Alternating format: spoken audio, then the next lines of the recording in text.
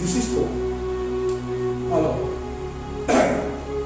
le plan est rapporté en repère en point d'origine, soit les points E de coordonnées 3, moins 2, M de coordonnées 2, 4 et F de coordonnées 1, 2. Et sur la droite delta de l'équation réduite, Y est égal à 2x moins 1. La première question, déterminer les coordonnées du vecteur par E et calculer.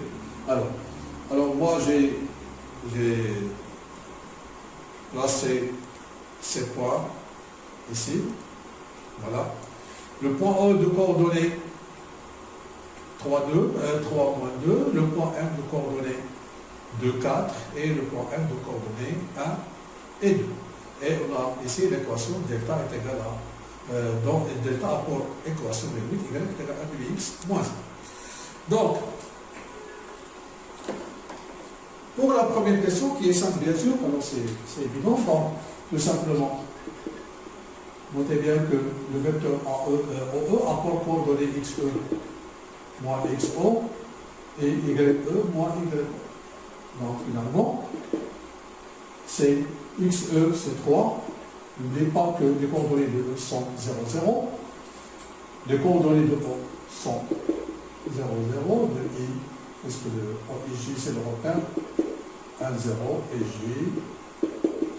0. Alors on aura 3 moins 0 et moins 2 moins 0, ce qui donne OE à pour coordonnées 3 moins 2. Pour la distance OE, bien sûr c'est la racine carrée de XE moins XO au carré plus YE moins YO au carré. N'oubliez pas ici c'est plus. Et comme on a déjà calculé XE moins XO qui est égal à 3, donc je peux utiliser ce résultat, c'est 3 au carré. Et YE moins YO c'est moins 2. Attention, il ne faut pas supprimer la racine et les carrés.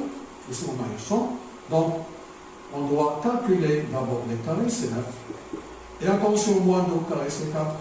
Et donc pas moins 4, car l'exposant est pair.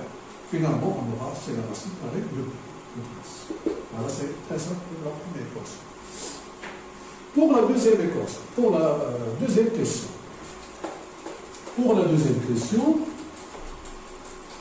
on demande de montrer que F, dans les coordonnées, et pour coordonnées 1, 2, représente le milieu de OM. Donc, il faut vérifier que les coordonnées du milieu de OM, qui sont de OM, qui sont XO plus, on va calculer d'abord XM, XO plus XM sur 2, c'est 0 plus 2 sur 2 qui est égal à 2 sur 2, qui est égal à 1, et 1 c'est XF, voilà. 1 que nous avons trouvé, c'est représente l'abscisse de F. Alors, on va calculer YO plus YF sur 2. C'est 0 plus 4 sur 2, qui est égal à 2, et 2, bien sûr, c'est Y. Comme ça, on a montré que, on a déduit que F, alors, est le milieu du segment OM, ou bien de OM. Voilà pour la première question. Maintenant, pour la deuxième question. Pour la troisième question. Ça, c'était la deuxième question.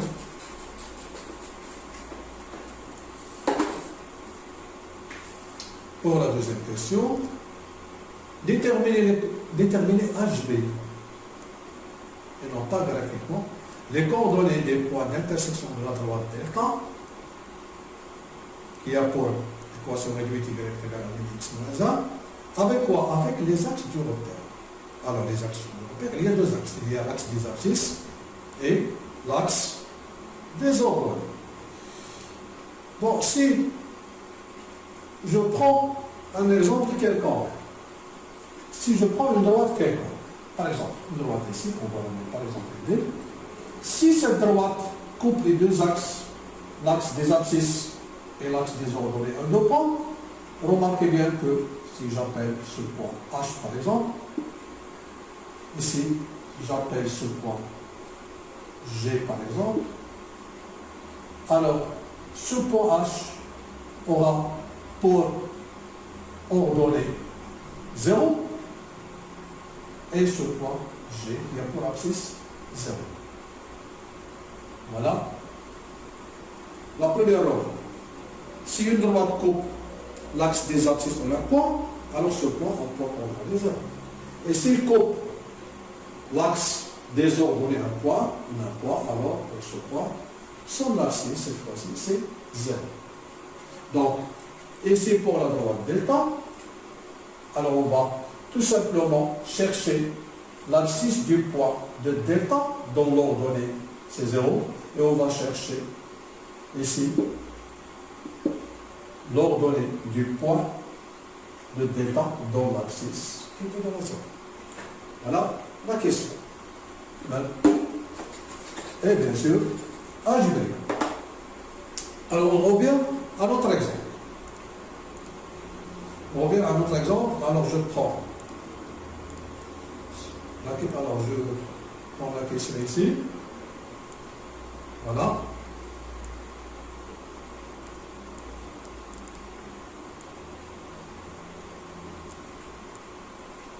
Voilà la question. Alors la question c'était de déterminer algébriquement les coordonnées du point d'intersection de la droite delta avec les axes du ordre. Alors on peut commencer par cette remarque. On remarque que moins 1 c'est l'ordonnée à l'origine. Ça veut dire quoi? Ça veut dire que la droite delta est complexe des ordonnées en moins 1. C'est-à-dire en point, par exemple ce point ici, que j'ai nommé B, en point B, d'abscisse 0 et d'ordonnée moins 1. Puisque je dois écrire ici l'ordonnée, d'après la question, ici, d'après les données, l'ordonnée à l'origine de delta, c'est quoi? C'est moins 1. Alors, ça veut dire quoi? Alors, delta, coupe l'axe des ordonnées au point de coordonnées quoi? De coordonnées 0 et moins 1. Alors maintenant il nous reste, donc on a bien compris que la droite delta doit passer par ce point. C'est pas comme ça, ou bien comme ça, etc. Donc, on va considérer le point H, par exemple. Soit H, de coordonnées XH, YH, le point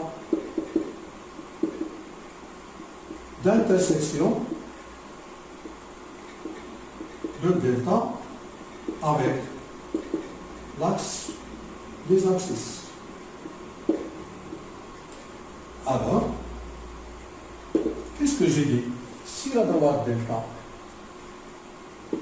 coupe l'axe des abscisses, une droite delta coupe l'axe des abscisses en un point H, alors l'ordonnée de H sera égale à ça.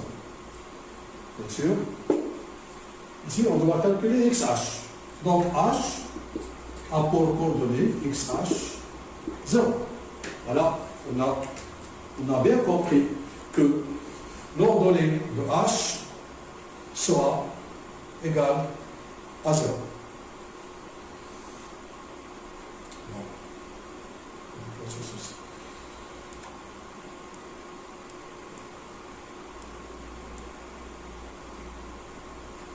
Voilà.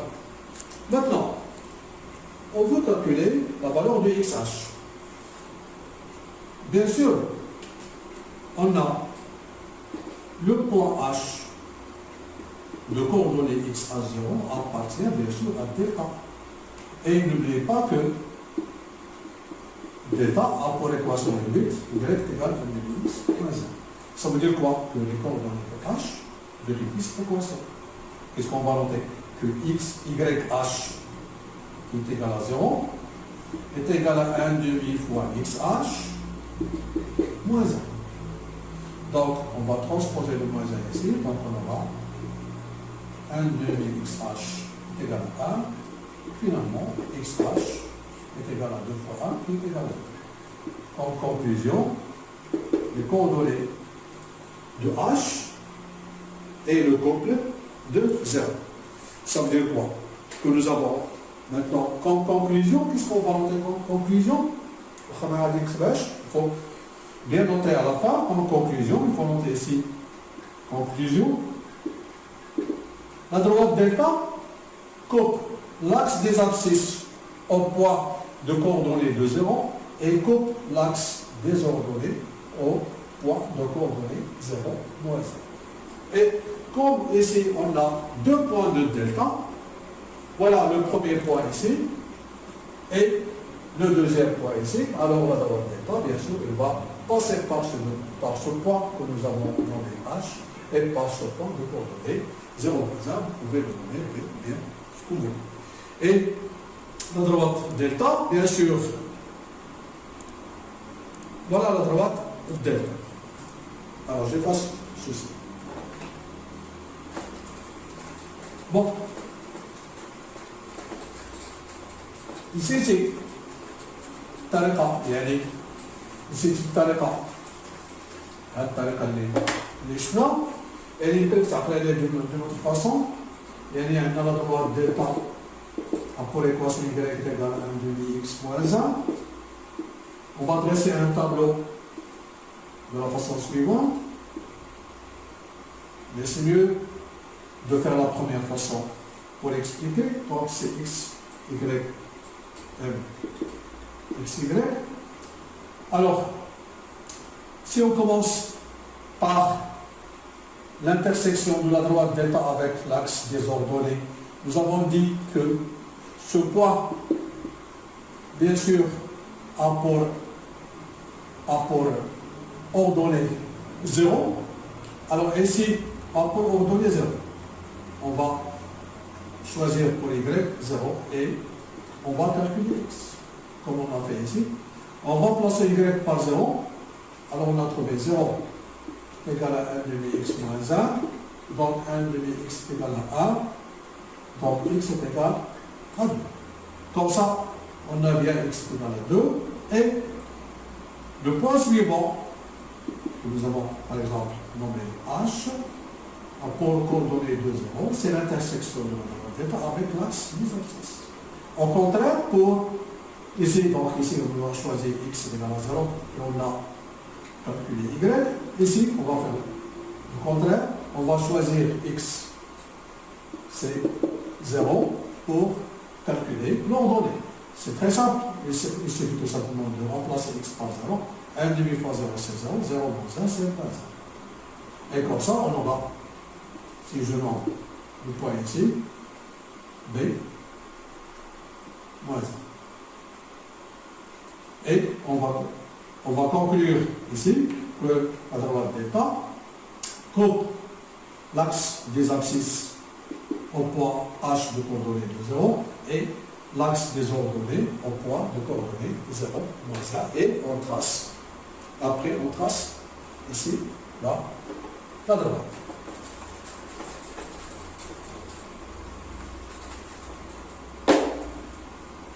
Pour l'autre question. Alors, j'affiche.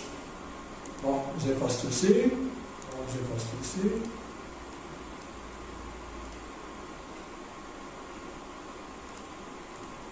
Voilà. Voilà. Pour l'autre question, calculer la pente de EF. Et on déduit que delta et EF sont perpendiculaires. Alors j'affiche ici la question.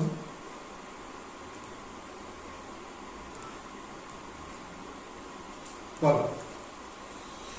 Pour la pente de EF, on remarque que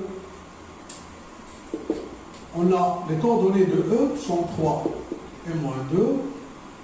Alors, les coordonnées de F, là, on a l'Ahsan, c'est E et F, peut-être que c'est le cas, mais je me trompe, enfin, compte les calculs.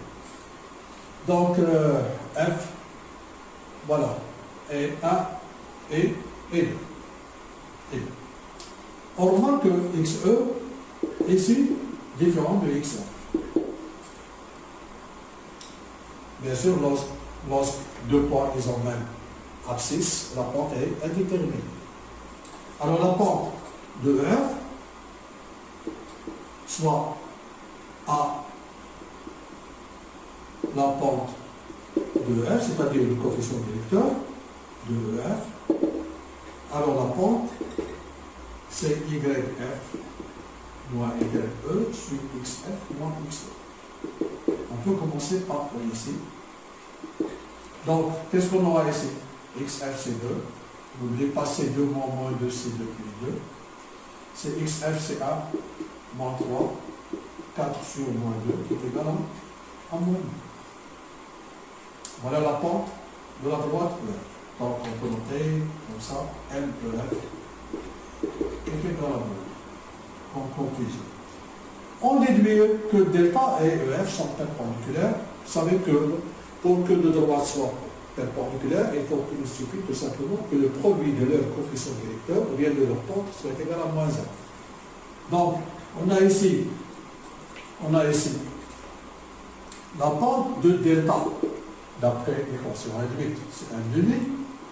Et on a la pente de la droite EF, c'est moins 2. Si je calcule le produit, M delta fois MEF, 1,5 fois moins 2 est égal à moins 1. Alors, bien sûr, delta sera perpendiculaire en EF. Voilà, ici on a utilisé deux règles. La première règle, c'est pour calculer la pente d'une droite, et la deuxième règle, c'est quand est-ce que deux droites sont perpendiculaires. On passe à la question 6.